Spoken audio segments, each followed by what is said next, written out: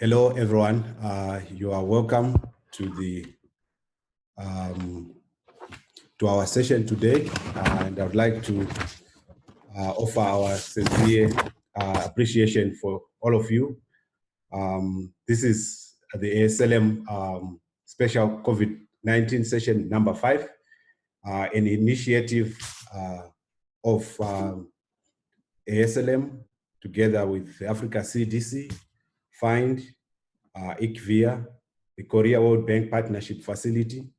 My name is Anafi Machaka. I'm from ASLM, as I've mentioned. My role is project lead for the project on accelerating access and integration of innovative diagnostics into national programs funded by UNITAID, as well as managing the laboratory systems community of practice funded by the Bill and Melinda Gates Foundation. A bit of logistics as we start as usual. This will be a 1-hour-long session made up of 2 presentations. Each is going to be 15 minutes long. We'll do one after the other, followed by a question and answer segment. Please mute yourself when you're not speaking. This is really important to adhere to this rule so that we reduce background noise and everybody else can concentrate. And my co-hosts will be communicating with you and probably maybe they warn you if that is not adhered to. Enter your questions into the chat box. Comments as well are also welcome as the session proceeds. Ladies and gentlemen, as we mentioned in the last session, laboratory testing, particularly for COVID-19, really is an integral strategy for countries as we try to be prepared, as we try to be alert, and as we try to respond, as we try to identify, manage, and care for new cases of COVID-19. So in response, we are dedicating a series of these sessions to COVID-19 diagnostics, for which I think we still have a lot to learn. This is a novel virus. And key to this are our colleagues from the industry, the manufacturers and suppliers of diagnostics, that we really are also appreciative for them to be here today. Following our session on Tuesday, where we had BD and SafeAid, we have the second set of our DA manufacturers for COVID-19 molecular diagnostics. Today, we are honored to host QIAGEN and Thermo Fisher Scientific. They are going to give us an overview of their COVID-19 laboratory diagnostic instruments, as well as kits, sample types, performance, analytical requirements, as well as other technical related needs.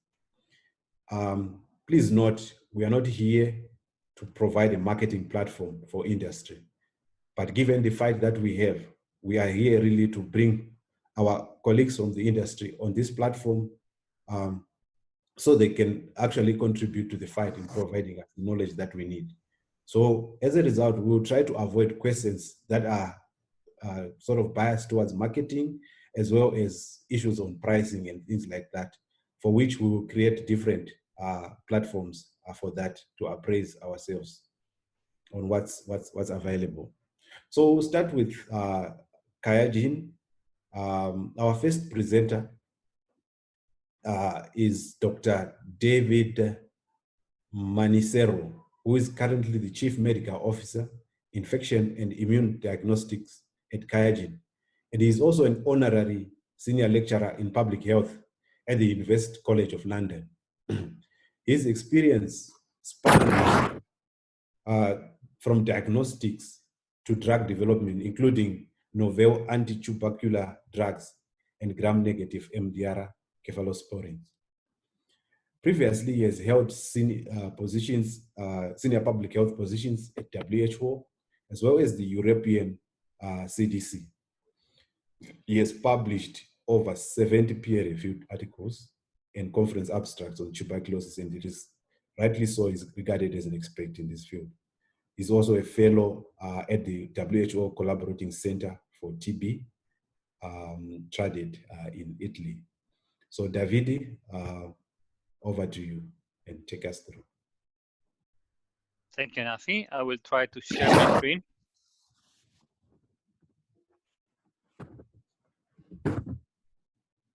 Could you confirm you're seeing the presentation? Yes, we are seeing it. Perfect. So good afternoon, and thank you to the organizer for the opportunity to share the evidence and indeed the medical perspective around specifically one of QIAGEN COVID-19 solution, namely QIAstat DX respiratory SARS-CoV-2 panel. As per kind introduction from Anafi, I'm Davide Manissero, Chief Medical Officer at QIAGEN, and I just want to highlight that I'm joined today by my colleague, Josep Pareja, who's the Director of Medical Affairs. Josep has been involved from the inception on the development of the QIAstat technology, and I'm grateful that he was able to join today as he will be available in the Q&A session later on. And just a word of advice, Anafi, my connection might be slightly slow, so it might take a bit of a gap between one slide and the other, as the connection is not optimal. As I mentioned, we will focus on the QIAstat solution as a multiplex syndromic solution, the only multiplex syndromic solution that is inclusive of a SARS-CoV-2 targets. However, I wanted to highlight before we start that QIAGEN supports several testing protocols by providing the testing components, including mid to high throughput automation solution. Many of you are familiar with some of the platform that are depicted here.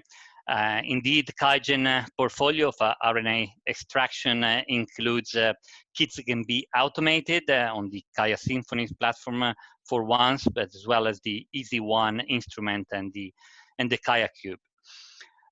It's very clear that as any other company, we felt an enormous pressure as the COVID-19 epidemic was turned into a pandemic of unprecedented volume in terms of cases and testing needs.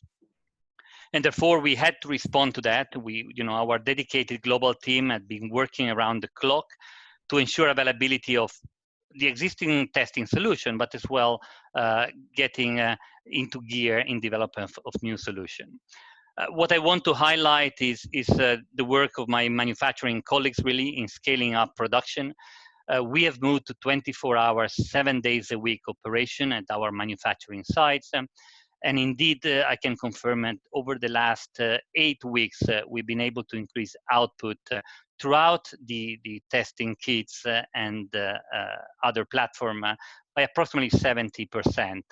And we continue to be dedicated to stepping up capacity in an unprecedented manner for QIAGEN.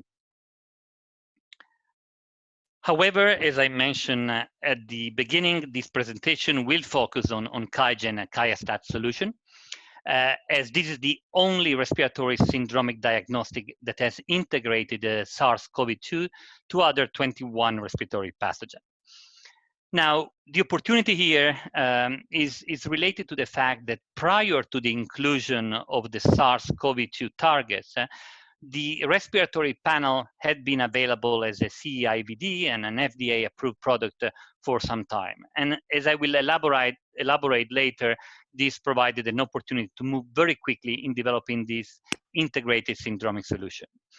In fact, what occurred as an opportunity is that in just over a month, we were able, since starting the work on SARS-CoV-2 and integration into the current panel at the time, we were able to achieve CE-IVD marking on March 18, and you can see an excerpt from the press release here, as well as thank also to the support of US government funding with BARDA that I want to acknowledge. We were able on March 31st to achieve FDA emergency use authorization. But let me focus now on really the QIAstat as the main actor of this presentation. And some of you might be familiar with the technology. What you see depicted here is the QIAstat analyzer, which combined with the QIAstat assay cartridges basically provides real-time RT-PCR to detect pathogen nucleic acid in biological samples. Now, what is important here is to realize that this is a closed system. So both the analyzer and the cartridge are designed indeed as a closed system that contains on board all the necessary reagents, and it enables basically a hands-off sample preparation. The detection of the amplification signal are interpreted by the instrument itself, and which has an integrated software, and are reported via an intuitive user interface.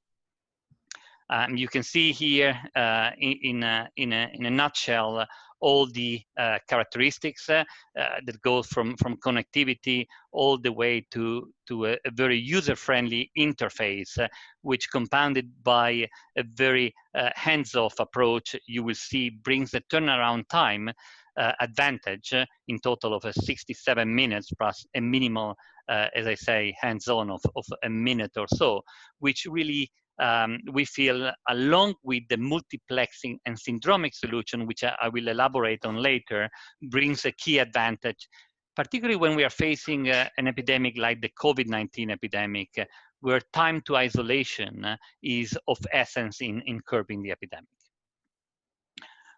As I mentioned here, the key actor when it comes to the syndromic panel is the cartridge, and the cartridge contains all the reagents and the reaction chamber that are needed to address the amplification needs for each of the targets that are included. Now you can see here, and naturally on our website, you have demonstration videos that really give you a more visual perspective on the ease of use. The cartridge can take both direct swab as well as liquid samples, obviously depending on the type of biological sample. But if we are looking here in the case of the respiratory panel, we are talking mainly about nasopharyngeal swab, which can be then diluted into UTM and therefore utilize liquid sample or directly a swab. This is transferred to the main port of the cartridge. The port is then closed and the cartridge inserted after the reading of the ID barcode and the scanning of the barcode into the analyzer and the operational unit. And the test results are displayed, as I said, in a very user-friendly approach.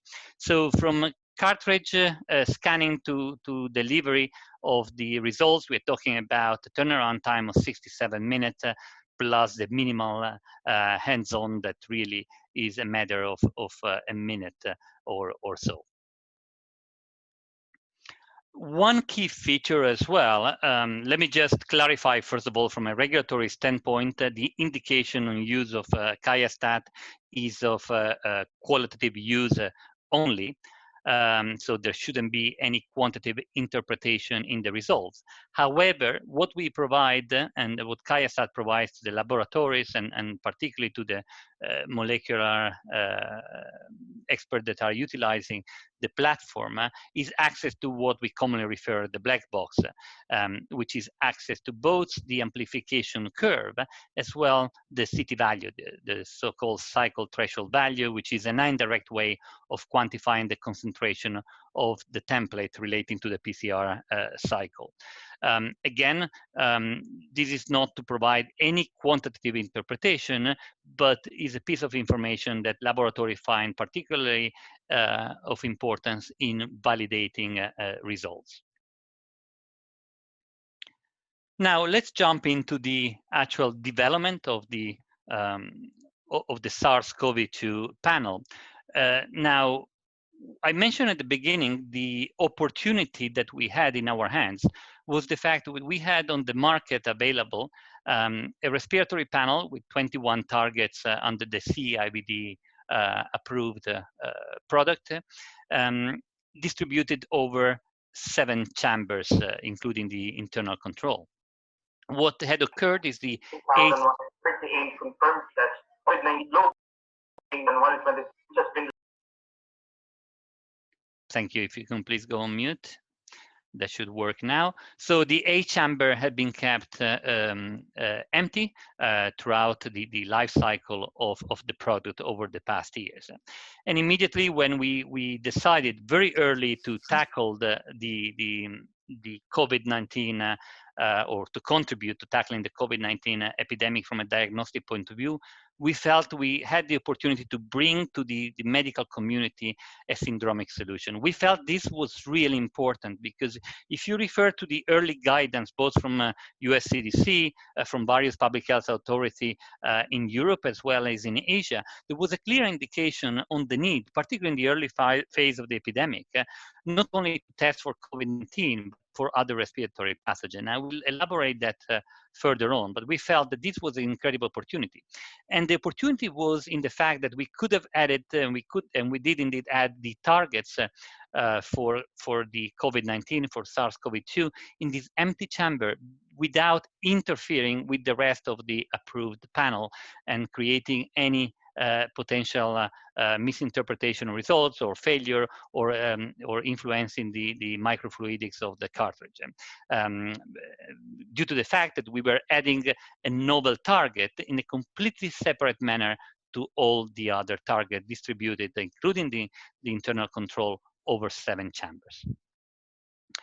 And this is the look over the panel that is out there in the market now with the CIVD approved solution. You can see there are 19 viral and 3 bacterial respiratory pathogens.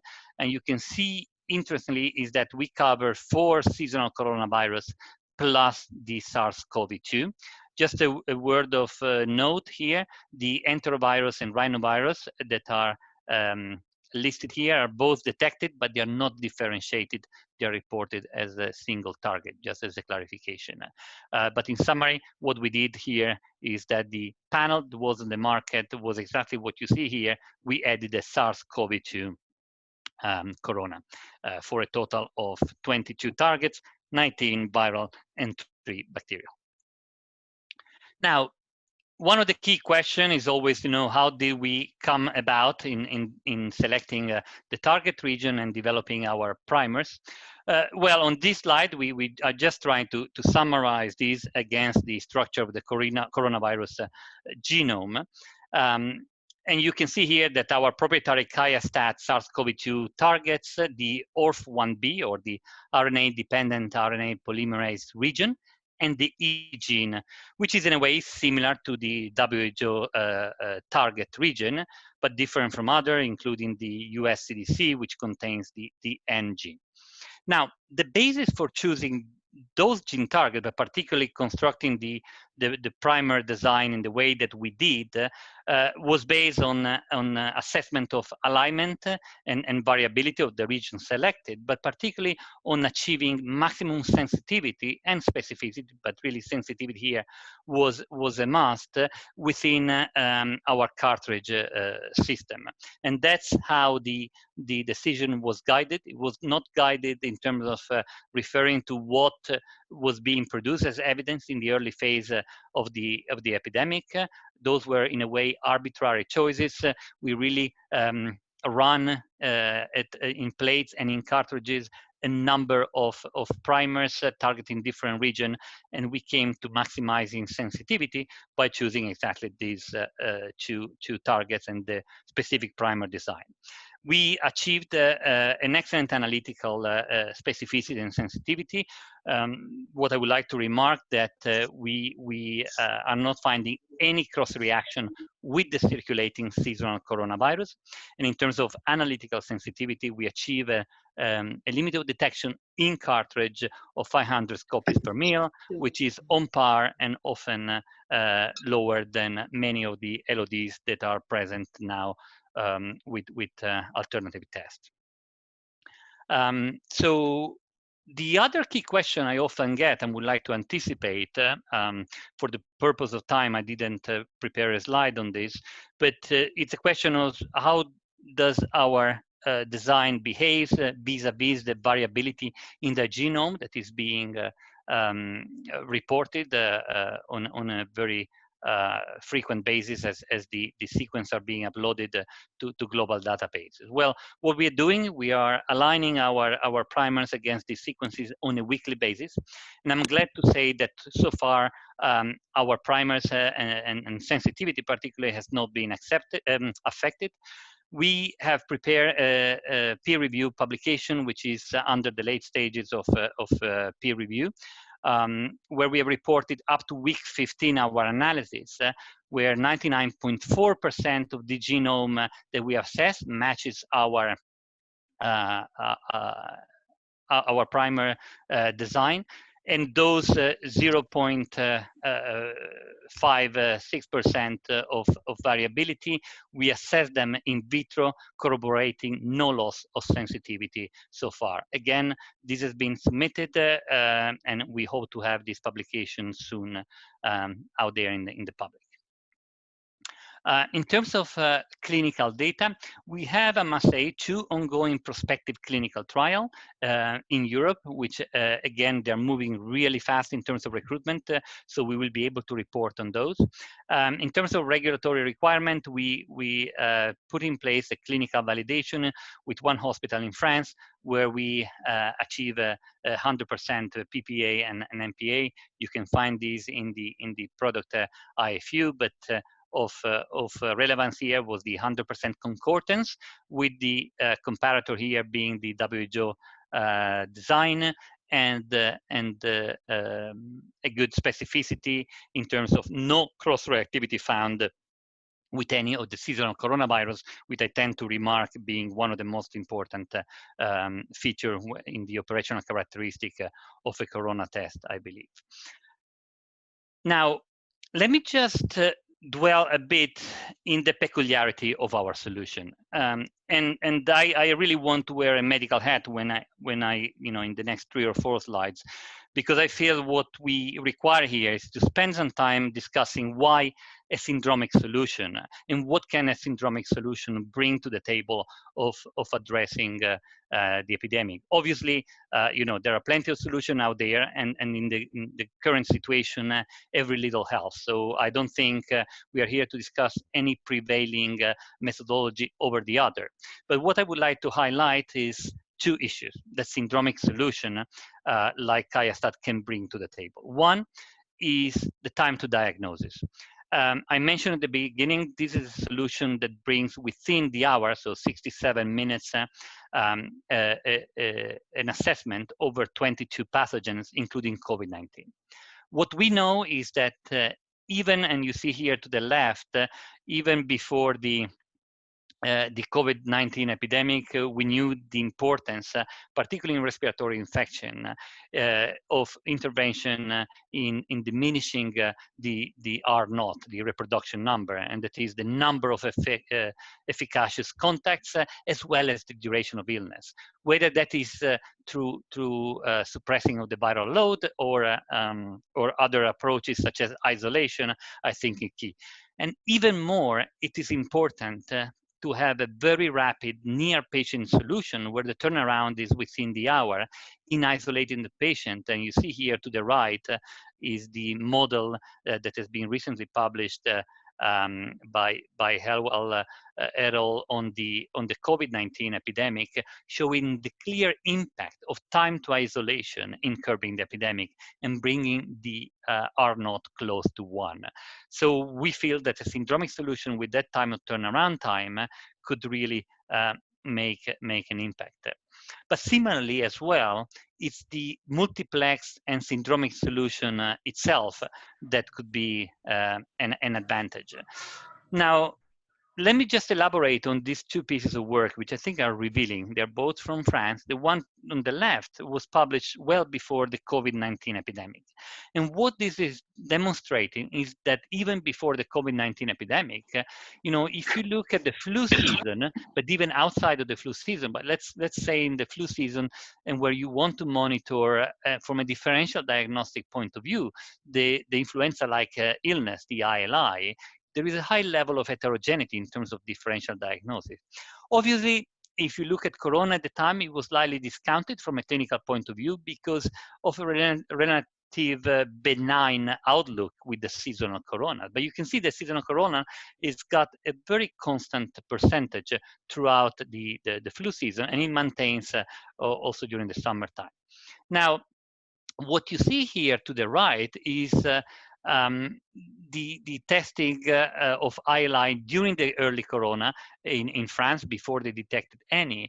And you can see that, again, the results were highly reproducible, and the importance of trying to have a differential diagnostic approach. And you can see if it is any indicator, the seasonal corona contribution was constant around the 10% mark.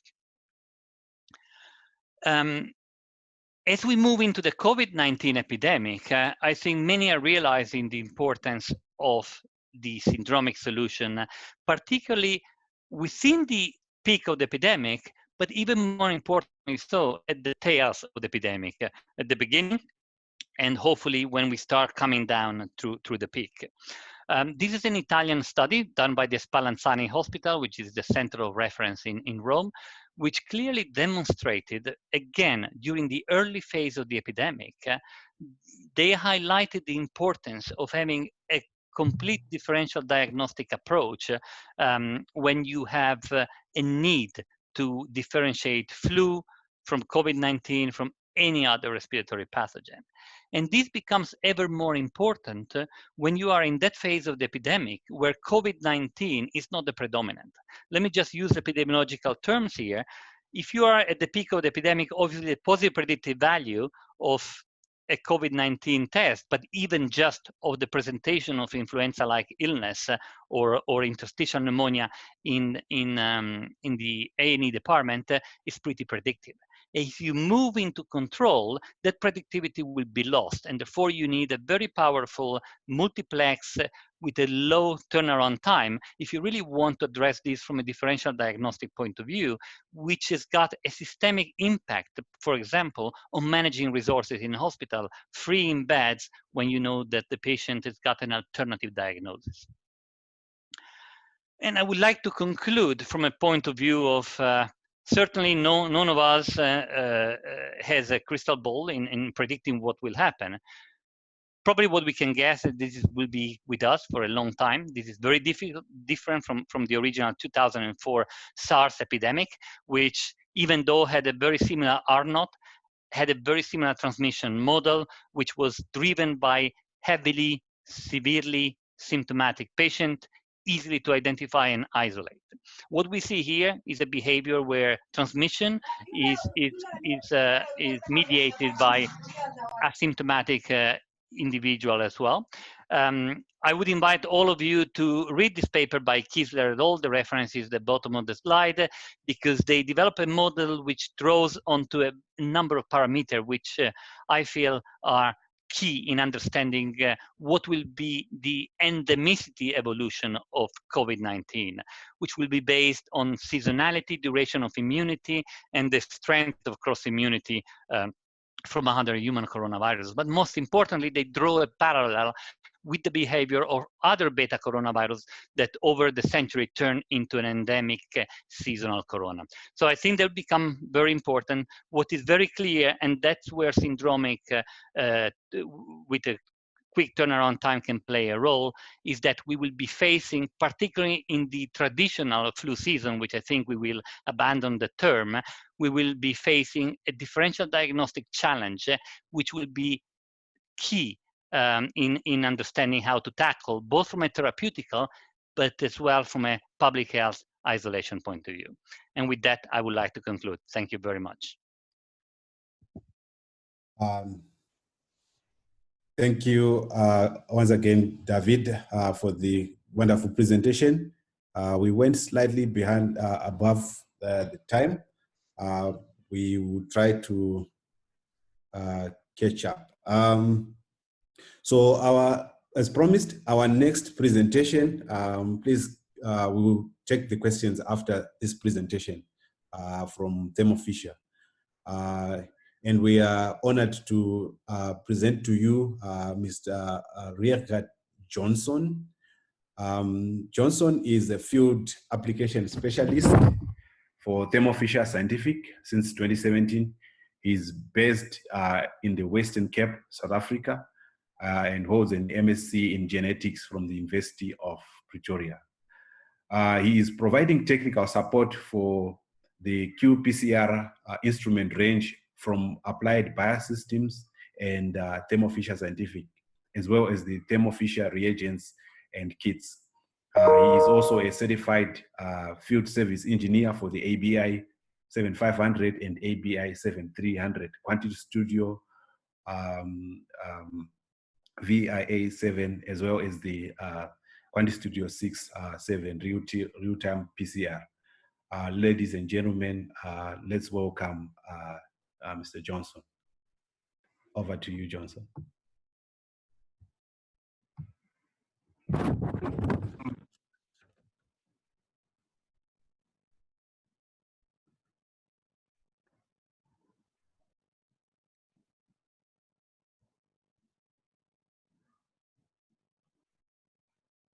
We cannot hear you.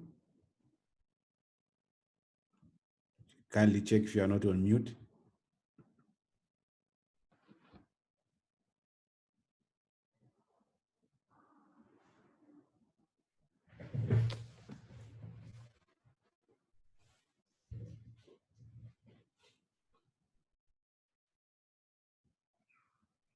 Hello, Johnson, we can't hear you. Is it me or is this?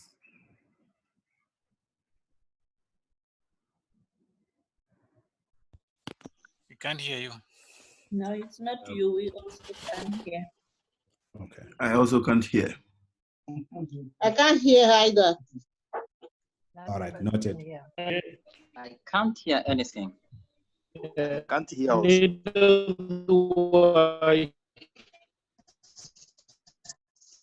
I can't hear anything. Yeah, even over here, I Okay. can hear anything. We are trying to establish contact with Johnson. Just bear with us. I can't hear also. Can you hear me now? Yes, we can hear you now. We can't hear you. Go ahead, Can Johnson. you guys hear me? Yeah. All right. Apologies for that. I just had some technical difficulties on my side. So thanks for joining the session and thanks for the opportunity to present during this information session. During this session, I will be giving you a high-level overview of the solution that we have. Due to time constraints, I will not be going into full technical details, but I rather want to provide an overview to familiarize all of you with the products that we have on offer. The product that I will be talking to you about today is Applied Biosystems TaqPath COVID-19 CE-IVD real-time PCR kit. Okay, so first things first, this is a multiplex SARS-CoV-2 detection system, which is used in conjunction with our Applied Biosystems 7500, 7500 Fast, and 7500 Fast DX real-time PCR systems. We are also currently testing and validating the QuantStudio 5 real-time PCR system in the 0.2 milliliter variant, and this will be added as a potential thermal cycler to use with the test as soon as it's finished. This multiplex assay targets 3 viral genes as well as 1 internal positive control for process control. The real-time PCR solution that we have is highly sensitive, and it allows the analysis of up to 94 specimens on a single plate in less than 2 hours. All right, so this is just for the real-time PCR. This excludes the DNA and RNA isolation steps. So this is a complete analysis to reporting solution, okay? So it includes all the reagents needed for the real-time PCR component, as well as the software for analysis and interpretation. So far, in silico analysis suggests that our assays have 100% coverage of all available genomes of SARS-CoV-2, which was conducted on the 10th of April. This particular real-time PCR assay targets 3 viral genes. So it targets ORF1AB region, the spike protein, and the nucleocapsid protein, because these have high specificity and show a lower risk of mutation. Along with this, we have the interpretive software, which will automatically convert results from the real-time PCR into a report to help assist with data interpretation and to reduce interpretation errors. So here we have a map of the regions which our assays cover. So the first region is the ORF1, the second is the S, and finally we have an assay for the N gene as well. And these are continuously checked against all published genome sequences for SARS coronavirus 2, and we're monitoring the situation with regards to mutation hotspots in the SARS coronavirus genome. And like I previously mentioned, as of the 10th of April, our assays have 100% coverage of all sequences. Here we have a visual representation of the entire workflow involved in SARS coronavirus 2 screening. And I would just like to point out here that the solution I'm presenting is for real-time PCR and analysis. Sorry to interject. I think we are having a bit of a challenge getting you this sort of a chattering background noise from your end. Okay, is this more clear? Are you using earphones, or maybe that might work? Yes, I am using a headset. Is this background in to soldier. to hear me more clearly now? The sound is very bad. We are connected from another, and maybe in the meanwhile we'll take while you read. Okay. The earpiece. All right, Johnson. Maybe you can try to reconnect whilst we are taking the questions. Colleagues, apologies about that. So maybe in the meantime, whilst Johnson is trying to connect, we can take a few questions that came through as we were listening to the first presentation. Yeah. So, Anafi, so it's Davide here. I've been just liaising. Anafi, hey, can you hear me? Yes, David. Yeah. So my colleagues have been answering some of those questions on the chat, and I'm just been scrolling through those. If you would like, I can summarize some of those points and reiterate to the benefit of the entire audience. Would that work with you? Yeah, that might work. So we will pick a few, and thanks, Joseph, for answering some of the questions. What we will also do is we'll collect all these questions at the end of the presentation, and we will also share with the rest of the people who are also having challenges in connecting, as well as those that might not have managed to connect. So yes, we can take a few, and then you can maybe further reiterate for the benefit of the people who might not have. Yeah. So sorry, Anafi. I just want to. Are you back? Are you able to hear me now? Oh yeah, this is better. It's better? Yes, much better. Okay. Over to you, Johnson. All right, thank you. Can you please mute yourself? Yeah, over to you, Johnson. All right. So as I was saying, the solution that I'm presenting here, it only isn't required for the real-time PCR as well as analysis and reporting. Sample collection, as well as sample preparation, which is not included in this kit. For this particular kit, I think it's we have 3 approved sample types. The sample types we have tested include nasopharyngeal aspirates, and bronchial alveolar lavage samples. It's important to note that the situation is constantly evolving, so our research and development team in the US is currently testing further sample types that can be included in the kit. In terms of sample preparations and RNA extraction, the guidelines from the kit clearly state that the quality of sample preparation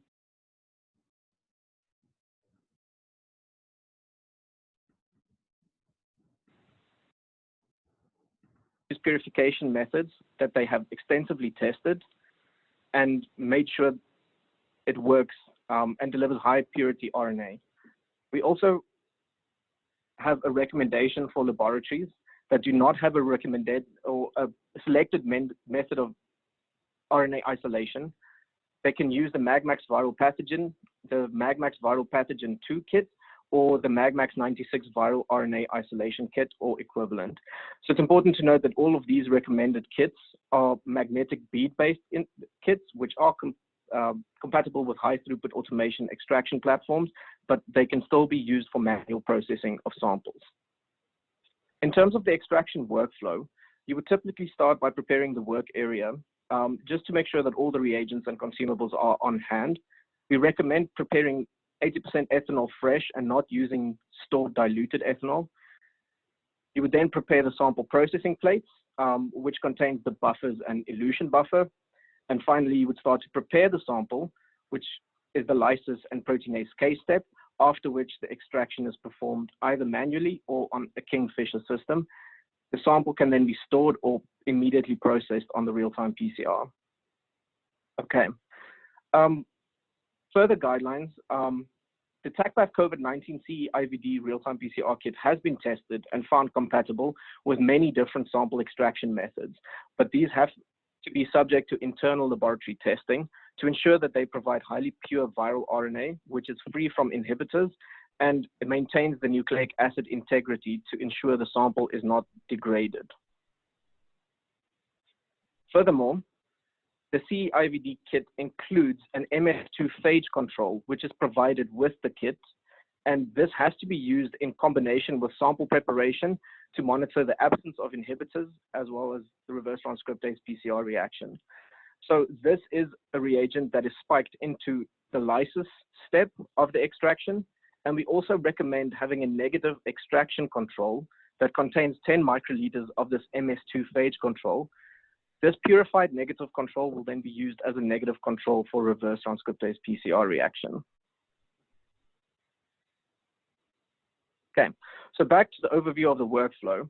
Once you have purified viral RNA, you will proceed to the plate setup, perform the real-time PCR on either an applied biosystem 7500 fast DX, 7500 fast, or a 7500 real-time PCR system.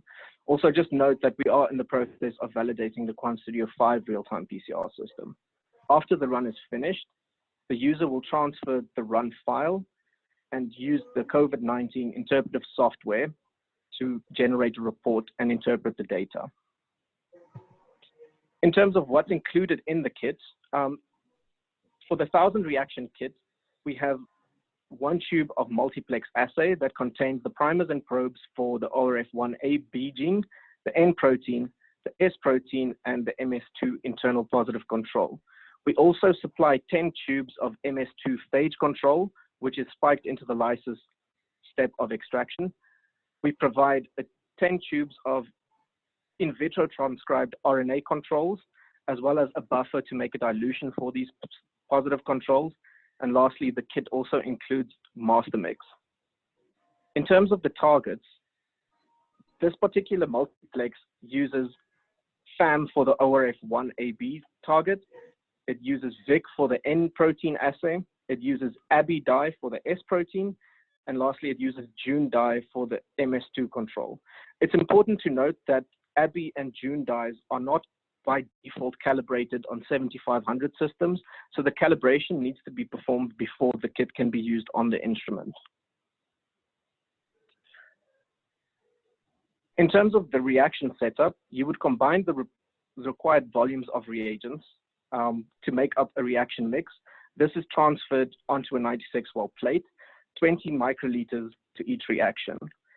To this, we add 5 microliters of purified sample that contains the MS2 phage control, and we also add 5 microliters for the negative extraction control.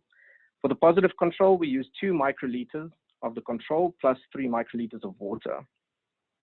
We would then set up the real-time PCR thermal cycling protocol on the instrument, and it's important that you note that these particular steps have to be separated into separate stages. To assist our customers to use this very efficiently and effectively, we have created a template file and will supply that so that you can you don't need to worry about setting up the runs yourself. We've already pre-programmed the conditions for the run. Okay, and then you would proceed to specify the layout of the plate that you will be analyzing. In this example, we have 94 patient samples, 1 negative control and 1 positive control. So just to summarize in terms of the assay itself, this is a highly specific and sensitive assay that uses TaqMan technology. Our in silico analysis suggests that we have 100% coverage of all available SARS coronavirus 2 genomes, and our assay targets regions in the SARS coronavirus 2 genome that are known for not being in mutation hotspots and prone to loss of specificity. The multiplex kit we have is available in 1,000 reaction kit sizes to help maximize throughput in the laboratory. Lastly, I will take you guys over the COVID-19 interpretive software.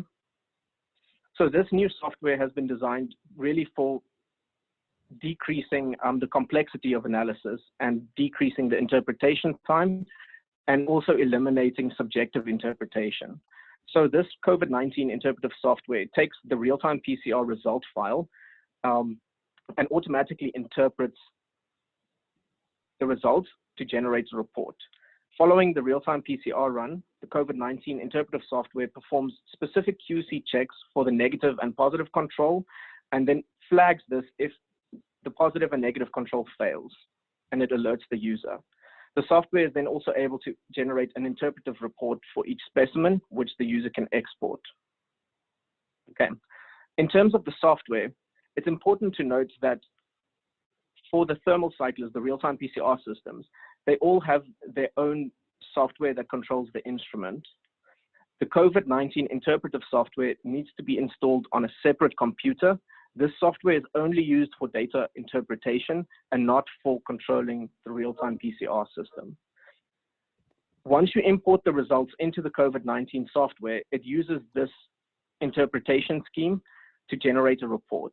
Okay, so if all of the assays are negative, including the internal control, the status is invalid and the test needs to be repeated, either by collecting a new specimen or reanalyzing the extracted specimen. If all of the viral genes are negative, but the internal control amplifies, the status is valid, and the result will be SARS coronavirus 2 not detected. If only one of the SARS coronavirus 2 targets amplifies, and we have positive or negative internal control amplification, the result is considered valid, but inconclusive for SARS coronavirus 2, which means the test would need to be repeated. And if any 2 or more of the viral targets test positive, and the internal control is positive or negative, the result is considered valid, and SARS coronavirus 2 is detected. Okay. In terms of the dashboard of the software, the user is able to import multiple result files, and you can analyze them and process them in a batch. All right. So at a glance, you're able to import samples, and it will display whether the QC has passed. It also highlights the number of positives per plate, as well as the number of patient samples that need to be retested. You can then view a report specifically based on sample IDs, and this report can then be exported either in a PDF form or in a text or CSV form, which is compatible with LIMS systems. In terms of materials that you require that aren't supplied with the kit, obviously the nucleic acid isolation is completely separate from this kit. You would also need to have equipment in the laboratory like freezers, centrifuges, vortexes, and pipettes. You would need Eppendorf microcentrifuge tubes and barrier pipette tips, as well as nucleus-free water. In terms of the calibration plates and plastics, these are not included.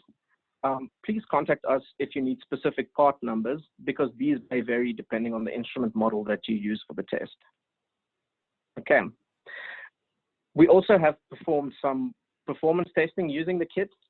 So we determined the limit of detection by using SARS coronavirus 2 viral purified RNA in terms of genomic copies equivalence that has been spiked into known negative samples of bronchial alveolar lavage as well as nasopharyngeal swabs. We determined that the limit of detection is 250 genomic copy equivalents per milliliter of sample, which translates into a limit of detection of 10 genome copy equivalents per reaction.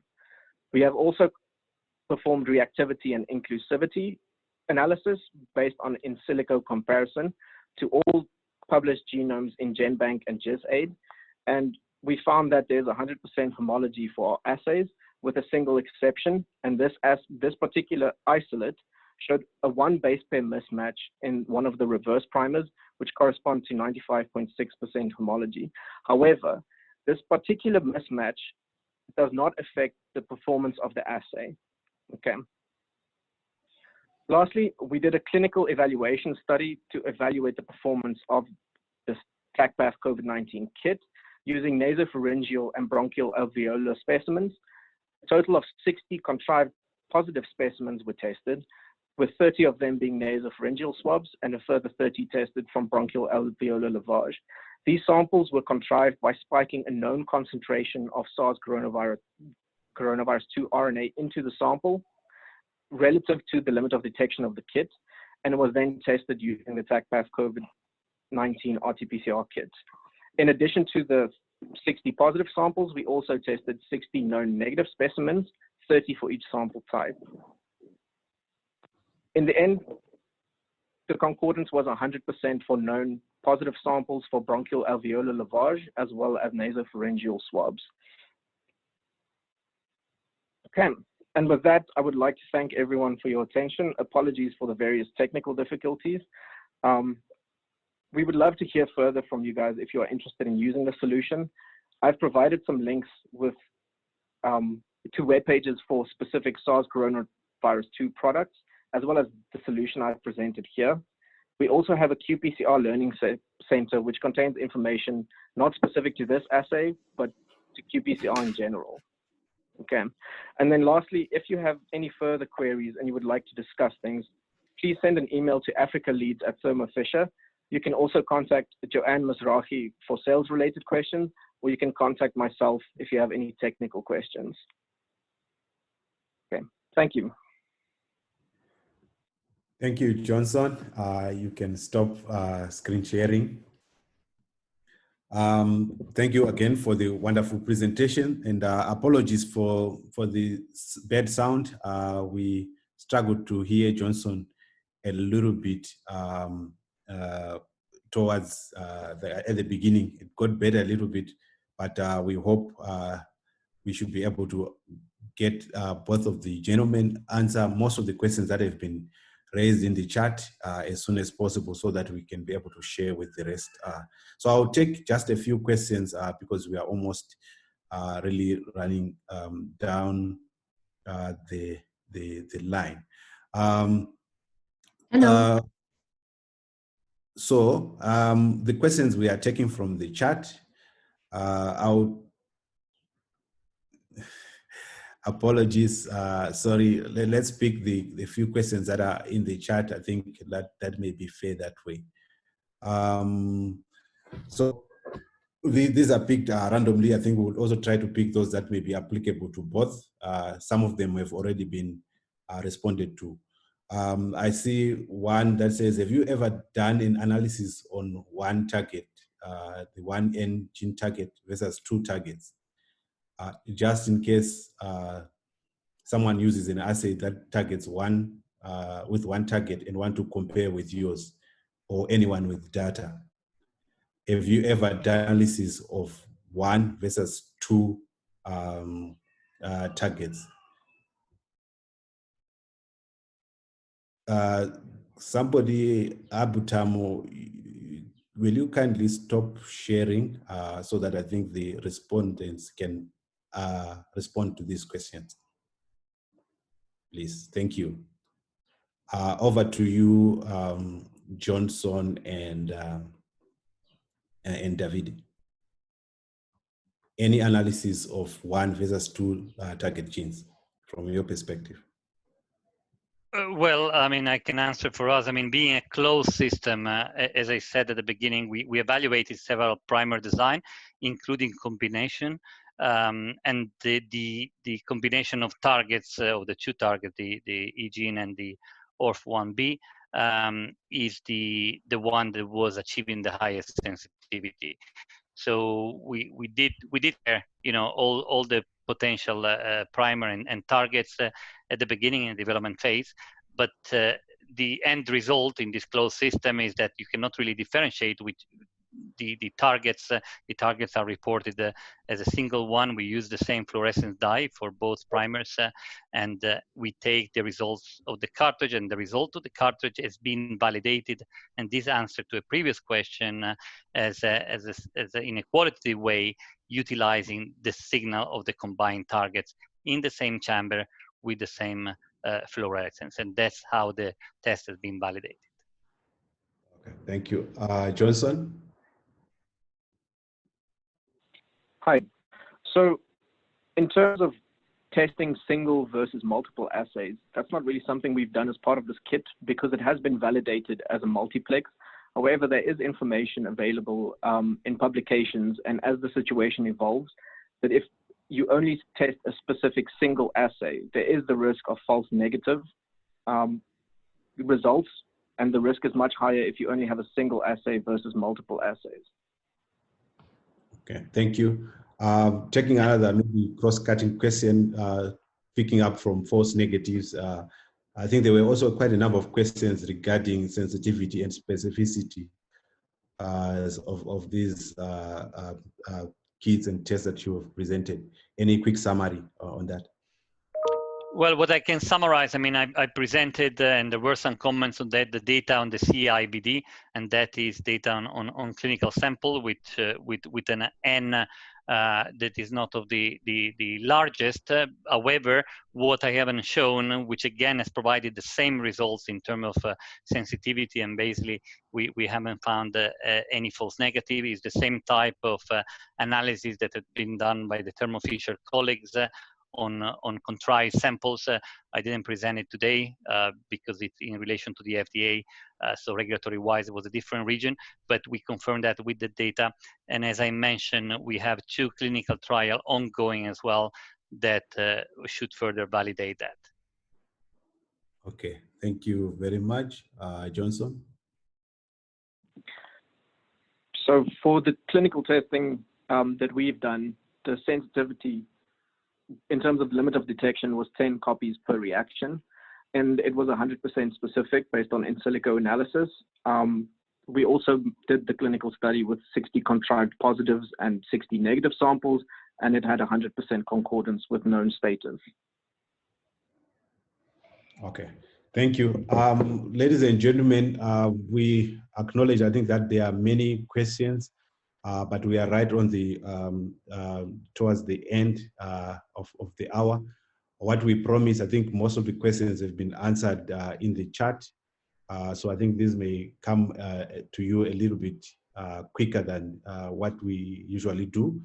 So we will also share together with the slides and the recording of this session. Apologies again, I think, for the bit of technical issues that came through. Just a few announcements. We will continue to host these. I think we still have other diagnostic manufacturers that are going to be coming. We'll announce as it comes. We also have aligned up other subjects regarding to COVID-19. Thanks for all those that are really proposing certain key topics that we should come up with. People have proposed issues around quality. We will talk about supplies as promised. Next week, we'll also be talking about how is this picture with regards to what is existent, HIV and TB. So watch this. We are going to be giving that to you soon. We acknowledge that some really need documented evidence of having learned or of having shared lessons in this platform. So at ASLM, we are planning on a system or a mechanism to acknowledge your presence in these sessions. So we will also be communicating very soon. Just a few words, last words from the 2 presenters before we go. 30 seconds to you, David and Tim. Davide? Okay, probably you're on mute. Johnson? Johnson, any last few words? Hi. Yes, so I just want to find out, will you be sharing the presentations with all the attendants? Because I see there's a lot of requests for the presentations. Yes, we will be sharing them. We would also ask right. you after this call, we are going to take all the questions that are there for you to kindly respond Okay. so that we Yes. Yeah. Thank you very All much. right. All right. Okay, thank you so much for the opportunity. Thank you. Davide or Joseph, are you still there? All right. Once again, thank you very much for coming in through. We, as promised, we shall be sharing with you and communicating to you on the next session, which will be next week. With this, I would like to say thank you and